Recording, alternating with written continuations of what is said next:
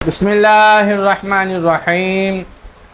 نحو کورس کا آج 21واں سبق ہے اور 21ویں سبق میں ہم مرفوعات پڑھیں گے، پھر اگلے سبق میں ہم منصوبات پڑھیں گے، اور پھر اس سے اگلے سبق میں ہم توابع پڑھیں گے، اور پھر اس سے اگلے سبق میں ہم اسماء متمکنہ پڑھیں گے۔ اس طرح ہمارا یہ کورس نحو کورس مکمل ہو جائے گا۔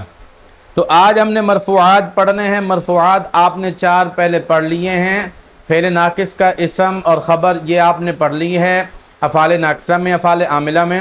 اسی طرح آپ نے حروف عاملہ کے اندر حروف مشبہ بالفعل کا اسم اور خبر، اس خبر مرفوع ہوتی ہے، وہ بھی آپ نے پڑھ لی ہے۔ ما المشبہتان بلیس کا اسم حروف عاملہ میں، وہ بھی آپ نے پڑھ لیا۔ اسی طرح لا نفی جنس کی جو خبر ہے وہ بھی مرفوع ہوتی ہے، لیکن لا نفی جنس کی خبر استعمال کم ہی ہوتی ہے، کسی جگہ شاید استعمال ہو، تو وہ بھی آپ نے حروف عاملہ کے اندر پڑھ لیا۔ تو 3 آپ نے مرفوعات حروف عاملہ میں پڑھیں، ایک مرفوع جو ہے وہ افعال عاملہ میں پڑھا ہے، اور آج جو ہم مرفوعات مزید جو 4 رہ گئے ہیں صرف وہی مرفوعات بیان کریں گے۔ وہ 4 ہیں مبتدا، خبر، فاعل اور نائب فاعل۔ تو آج مبتدا اور خبر اور فاعل اور نائب فاعل کے بارے میں ہی ہم آپ کو بتائیں گے۔ دیکھیں مبتدا کیا ہوتا ہے کہ جس اسم سے کلام شروع ہو رہا ہو وہی مبتدا ہوتا ہے، اور اس اسم کے بعد جو اسم نکرہ ہوتا ہے وہی خبر ہے۔ کبھی وہ معرفہ بھی ہو جاتا ہے لیکن اکثر وہ کیا ہوتا ہے، نکرہ ہی ہوتا ہے۔ یہ تو جو مبتدا کی میں نے تعریف کی ہے عربی لحاظ سے، اردو لحاظ سے ذرا میں آپ کو مبتدا کے بارے میں بتا دوں کہ مبتدا ہوتا کیا ہے۔ ہم بھی جو کلام کرتے ہیں اور کلام کے اندر جس کی بات ہم کر رہے ہوتے ہیں اور سب سے پہلے ہم اس کا استعمال کرتے ہیں، زبان پر لاتے ہیں، وہی مبتدا ہوتا ہے۔ مثال کے طور پر اگر ہم نے خالد کی بات کرنی ہے اور سب سے پہلے زبان پر خالد آ رہا ہے تو یہی مبتدا ہے۔ خالد کھیل رہا ہے، خالد پڑھ رہا ہے، خالد عالم بن رہا ہے۔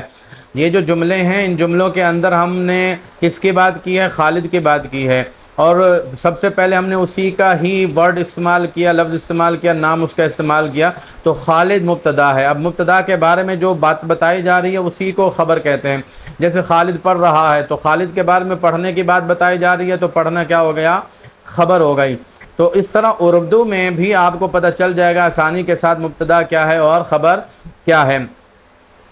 تو عربی کا اگر آپ عربی میں اگر لفظ کا ترجمہ کر لیں، ترجمے سے بھی آپ کو پتہ چل جائے گا جس کی بات ہو رہی ہو تو اور اس سے کلام شروع ہو رہا ہو تو وہی مبتدا ہوتا ہے، یعنی اس کے پیچھے فعل نہیں ہونا چاہیے، اس کے پیچھے جو ہے وہ اس میں فاعل وغیرہ عاملہ وغیرہ کوئی بھی عوامل نہیں ہونی چاہیے، تو وہ مبتدا ہوگا۔ مبتدا کے بعد جو خبر ہوتی ہے، کوئی بھی اسم ہوتا ہے اور مبتدا کے بارے میں جو بات کہی جاتی ہے تو اسی کو خبر کہا جاتا ہے۔ اب مبتدا خبر کی نشانیاں کیا ہیں بھئی؟ 4 نشانیاں ہیں۔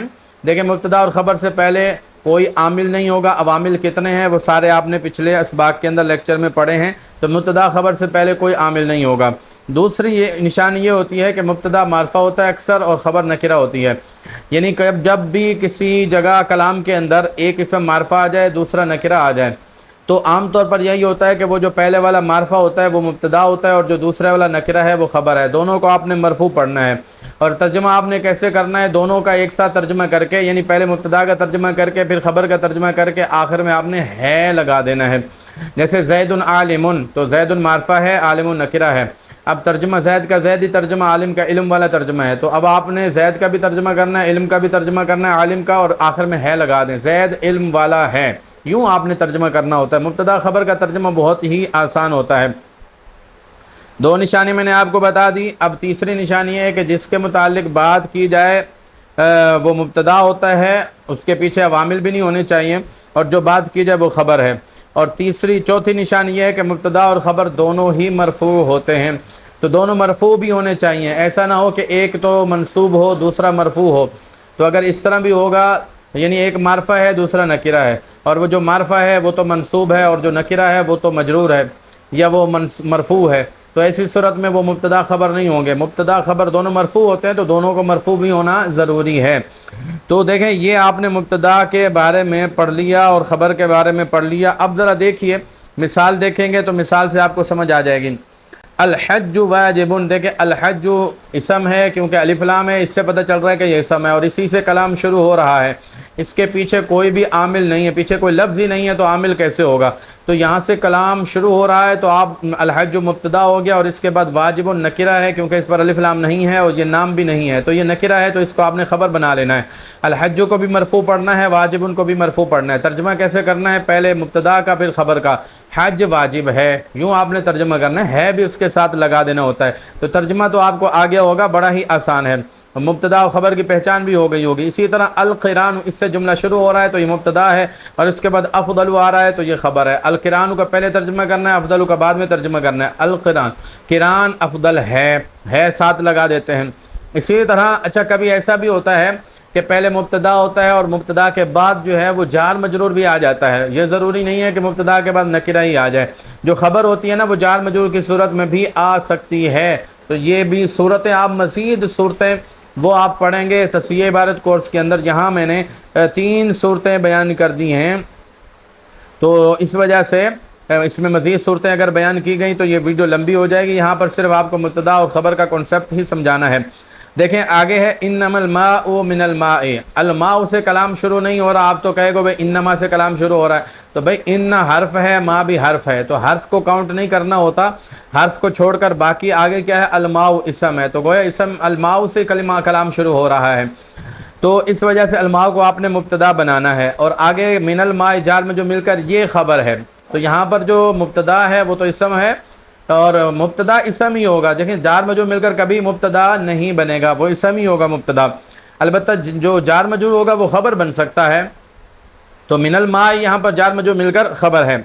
پانی پانی سے ہے، اس کا ترجمہ کیا ہے؟ اس کو یہ تو میں نے ترجمہ کر دیا، اس کا مفہوم کیا ہے؟ یہ حدیث پاک کا لفظ ہے، بہرحال مفہوم جو ہے نا وہ آپ سمجھ لیجئے گا کسی اور جگہ پر۔ تو ایک اور چیز یہاں پر آپ کو بتا دوں کہ انما جو ہے، انما کے بعد ہمیشہ مبتدا ہی آتا ہے، یہ بھی بات ذہن میں رکھیے، تو یہ بھی میں نے اگلی تصحیح عبارت کورس کے اندر سمجھایا ہے کہ بھئی انما کے بعد کن کن لفظوں کے بعد آپ کو پتہ چلے گا مبتدا کا، مبتدا کی پہچان کیسے ہوگی، مزید مضبوطی اور پختگی تو تصحیح عبارت کورس سے ہی آئے گی۔ تو مبتدا اور خبر کے بارے میں آپ کو بتا دیا، اب آپ نے یہ لیکچر روک کر نیچے جو مثالیں ہیں ان کے اندر مبتدا اور خبر کی پہچان کرنی ہے، آسانی سے آپ کو پہچان ہو جائے گی۔ اب ہم اگلے سٹیپ کی طرف بڑھتے ہیں، اگلے 2 چیزیں ہیں فاعل اور نائب فاعل، تو ہمیں فاعل اور نائب فاعل کا کیسے پتہ چلے گا؟ دیکھیں فاعل جو ہوتا ہے نا کبھی ضمیر کی صورت میں ہوتا ہے اور کبھی فاعل جو ہوتا ہے وہ اسم ظاہر کی صورت میں ہوتا ہے، معرفہ کی صورت میں ہوتا ہے، یعنی آگے الف لام والا جو اسم ہوتا ہے یا نکرہ بھی ہوتا ہے تو اس صورت میں بھی ہوتا ہے، کبھی ضمیر ہوتا ہے کبھی اس میں ظاہر ہوتا ہے۔ تو یہ کیسے پتہ چلے گا؟ تو یہ ساری ڈیٹیل میں نے آپ کو تصحیح عبارت کورس کے اندر وہ بتائی ہے، تو وہاں ہی زیادہ ساری تفصیل فاعل نائب فاعل کی بڑی تفصیل کی ہے میں نے، وہاں پر ہی آپ کو پتہ چلے گا۔ یہاں پر میں صرف اتنا سمپل آپ کو بتا دوں، سب سے پہلے فاعل کی تعریف بتا دوں کہ فاعل ہوتا کیا ہے، اور نائب فاعل کی تعریف بتا دوں کہ نائب فاعل بھی کیا ہوتا ہے۔ دیکھیں فعل معروف کے بعد، فعل معروف مجہول کی پہچان تو صرف کے اندر ہم نے بتا دی ہے، تو اسی کے ذریعے آپ کو پتہ چلے گا کہ یہ فعل معروف ہے یا فعل مجہول ہے۔ پھر بھی میں نے فعل معروف مجہول کا جو کنسپٹ ہے وہ مکمل تفصیل کے ساتھ تصحیح عبارت کورس کے اندر بتا دیا ہے۔ تو فعل معروف کے بعد جو اسم آتا ہے اور اس کی بات ہو رہی ہو تو وہی اسم فاعل بنتا ہے، یہ ذہن میں رکھیں، اور اگر فعل مجہول کے بعد کوئی اسم آ جائے اور اس کی بات ہو رہی ہو تو وہ نائب فاعل بنتا ہے، تو یہ چیز ذہن میں رکھیے۔ میں آپ کو مثال کے ساتھ سمجھاتا ہوں، جیسے آپ کو پتہ ہے ناصرہ فعل معروف ہے، فاعلہ کے وزن پر ہے نا، تو یہ فعل معروف ہے، اب اس کے بعد آ رہا ہے زیدن، اب آپ نے اس کا ترجمہ کرنا ہے کہ زید نے مدد کی، تو سامنے واضح پتہ چل رہا ہے کہ کس کی آپ بات کر رہے ہیں، تو زید کی آپ بات کر رہے ہیں، تو زید کی جب آپ بات کر رہے ہیں تو وہ کس کے بعد ہے جی؟ فعل معروف کے بعد ہے، تو یہ فاعل ہے، اس طرح آپ کو پتہ چلے گا کہ یہ فاعل ہے۔ اسی طرح نصرہ فعل مجہول ہے، آپ کو پتہ ہے نصرہ فعل مجہول ہے، اب اس کے بعد زید آ رہا ہے، تو اب ترجمہ کریں کہ زید کی مدد کی گئی، کس کی بات ہو رہی ہے؟ زید کی بات ہو رہی ہے، اور زید کس کے بعد ہے؟ فعل مجہول کے بعد ہے، تو یہی نائب فاعل ہے۔ تو فعل معروف کے بعد اگر جس کی بات کی جا رہی ہے وہ ہوگا تو فاعل ہوگا، اور اگر فعل مجہول کے بعد جس کی بات کی جا رہی ہے وہ ہوگا تو وہ نائب فاعل ہوگا۔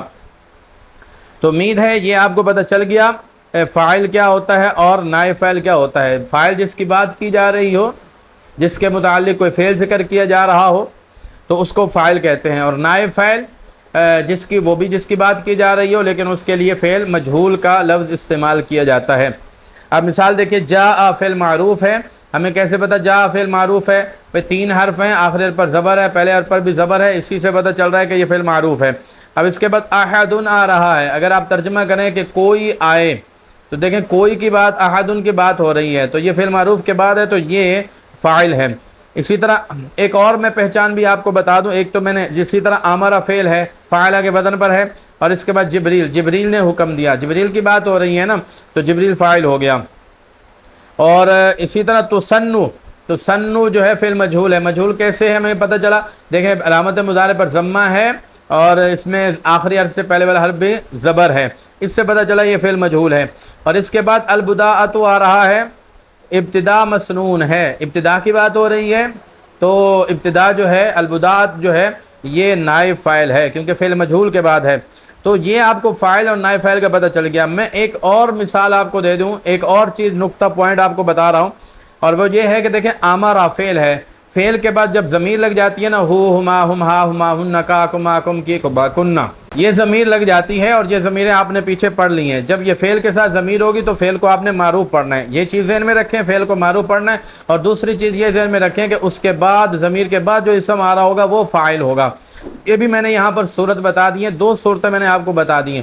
فاعل کی مزید صورتیں آپ تصحیح عبارت کورس کے اندر پڑھیں گے۔ امید ہے آپ کو مبتدا کا بھی پتہ چل گیا، خبر کا بھی پتہ چل گیا۔ مبتدا بھی مرفوع ہوتا ہے، خبر بھی مرفوع، فاعل بھی مرفوع، نائب فاعل بھی مرفوع۔ فاعل کام کرنے والے کو کہتے ہیں، اور نائب فاعل جو ہوتا ہے جس پر کام کیا گیا ہو اس کو نائب فاعل، وہ مفعول ویسے ہوتا ہے لیکن جب فاعل کا ذکر نہ ہو تو اسی کو مفعول کو ہی نائب فاعل ہی کہا جاتا ہے۔